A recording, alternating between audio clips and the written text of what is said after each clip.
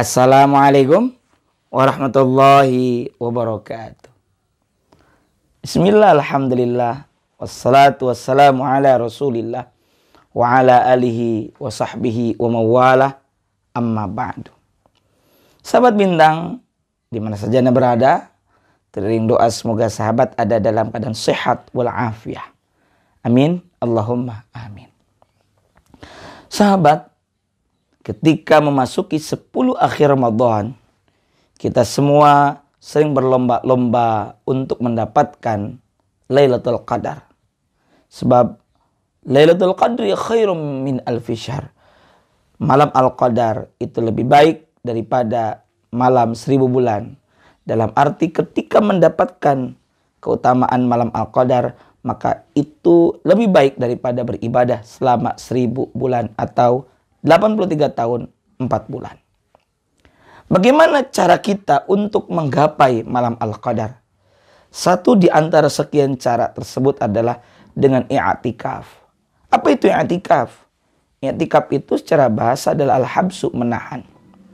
yakni menahan diri, tanda petik memenjarakan diri. Di mana? Tentu ada tempatnya. Tempatnya spesial, tempatnya khusus, bukan di rumah, bukan di kafe, apalagi di mall. Karena kecenderungan kita, saudara, manakala jelang akhir Ramadan, kita melupakan masjid-masjid. Mungkin bukan melupakan, secara tidak langsung kita disibukkan dengan aktivitas duniawi. Padahal lihat bagaimana Nabi mengajak kerabat dan keluarganya untuk i'tikaf di masjid, khususnya 10 akhir Ramadan. Bahkan beliau menjelang tutup usia, beliau lebih dari 10 hari, sekitar 20 hari. Apa itu i'tikaf? I'tikaf itu secara istilah adalah berdiam di masjid. Niat karena Allah Ta'ala tentu adalah untuk beribadah.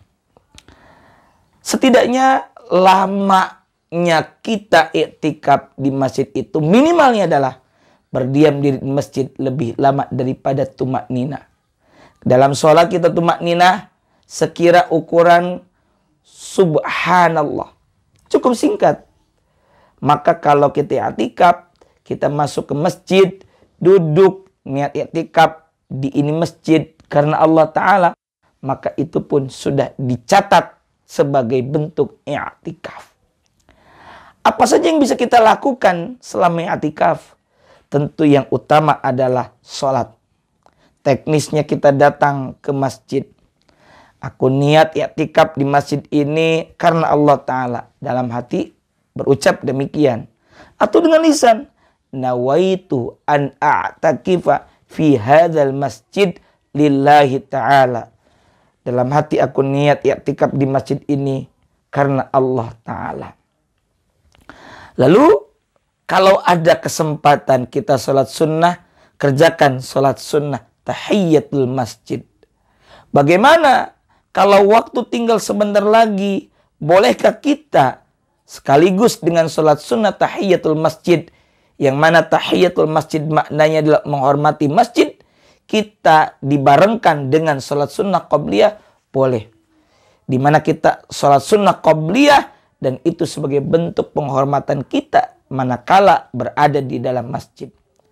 Usai sholat sunnah, kita tunggu berjalannya, kita tunggu iqamah sebagai tanda didirikannya sholat berjamaah, kita perbanyak dengan wirid zikir.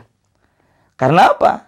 Karena itu substansi kita i'tikaf di masjid, bukan ngobrol, berbincang dengan teman, tapi kita hendaknya berkomunikasi kita dengan Allah Azza wa Jalla. Tentu banyak harapan dan keinginan kita, maka langitkan diantaranya melalui i'tikaf. Saudara sahabat bintang yang berbahagia, kita sering mencari me time atau quality time, waktuku dan waktu yang berkualitas. Nah, kalau kita memiliki waktu untuk menyendiri, kita memiliki waktu untuk waktu kita yang berkualitas, maka sebenarnya i'tikaf itu termasuk me time dan quality time. Karena itu satu, kita gunakan ibadah 2, berzikir. Ketiga, baca Al-Quran. Keempat, bisa untuk bermuhasabah, introspeksi diri. Dosa yang kita lakukan berapa banyak dan sudahkah kita mohon ampun kepada Allah? Amal kita yang sudah kita lakukan berapa banyak? Terutama di Ramadan selama sekian hari yang sudah lewat. Sudahkah kita mengisinya dengan amal ibadah, amal ketaatan karena Allah Ta'ala? Karena dari itu, ayo jelang akhir Ramadan, mari kita perbanyak muhasabah melalui i'tikaf. Muhasabah tentang amal ibadah yang telah kita lakukan selama Ramadan. Semoga Allah Subhanahu wa taala memampukan kita untuk i'tikaf. Di dalamnya ibadah niat karena Allah Subhanahu wa taala. Dan jangan lupa ketika kita niat i'tikaf karena Allah taala, dan jangan lupa bahwa kita suci dari hadas besar. Sunnahnya adalah kita punya wudhu. Kalaupun kita tidak punya wudhu, tidak mengapa. Kecuali kita hendak sholat, itu harus suci juga dari hadas kecil dan hadas besar. Semoga bermanfaat. Allahul muwaffiq ila aqwamit thariq. Assalamualaikum warahmatullahi wabarakatuh.